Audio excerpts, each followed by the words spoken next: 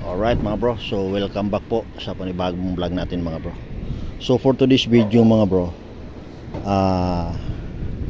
CHB wall, CHB laying tayo mga bro dito po sa magiging firewall natin mga bro. Yan kung makikita nyo yan mga bro. So lalagyan natin ng CHB yan, mga 5 patong. Yan, mga 5 patong mga bro. So dating gawe, kagaya nyan, walang dowels na naka-usli, so kailangan natin siyang baranyahan mga bro. Alright mga bro, so itong area na to mga bro, inside gutter ito kung tatawagin, kasi meron, nasa gitna yung gutter natin mga bro. Alright mga bro, ayan. So tips ko lang mga bro, lalo na sa mga baguhan natin mga bro, once na tayo magdi-dismantle na mga yero na kagaya ng ganitong mga bro, hindi po biro ito mga bro. May posibilidad mahiwa yung ating kamay sa pagtatrabaho po natin mga bro.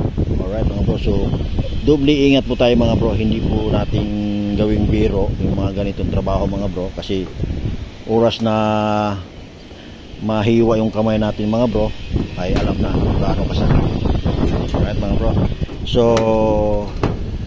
magbabarina tayo nito para kung malagyan natin siya ng dowels mga bro, gamit ang 10mm rebars mga bro. Alright mga bro, so samahan nyo ako mga bro. Let's go, let's go. So ayan mga bro, magbabarina na tayo dito mga bro para sa dowels natin mga bro. Alright mga bro, so let's go mga bro.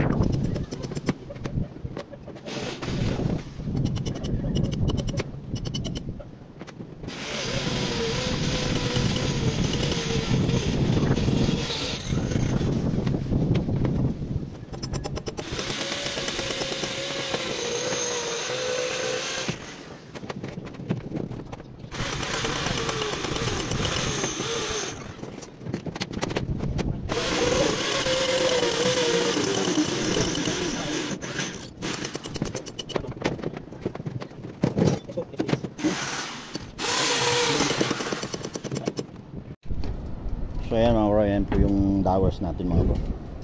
Yan. So tips ko sa iba mga bro, pag mga ganitong trabaho mga bro, huwag po natin itong tipirin mga bro. Alright, kasi ito yung nagdadala sa bahay natin mga bro, lalong lalo na kung may column ka tsaka ganito wall, huwag po natin tipirin sa bakal mga bro. Tsaka yung timpla ng ating halo mga bro, dapat maayos talaga.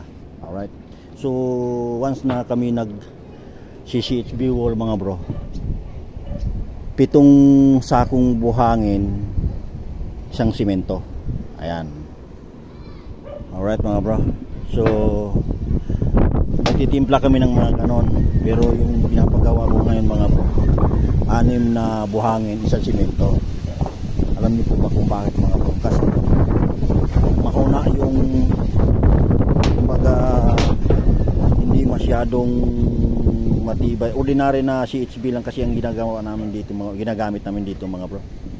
Kaya ang halo matibay talaga ang pinapagawa ko, 6 na buhangin.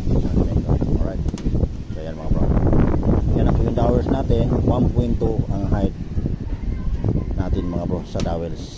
Alright, so siyempre nakabaon ng GC ito, so 1.1 lang ang height ng dowels natin mga bro. Every 3 layers mga bro ay horizontal po tayo mga bro. Yan, para matibay talaga, kasi tibay ang kailangan ko mga bro, para hindi magsisisi yung may-ari yung gastos niya. Alright mga bro, let's go.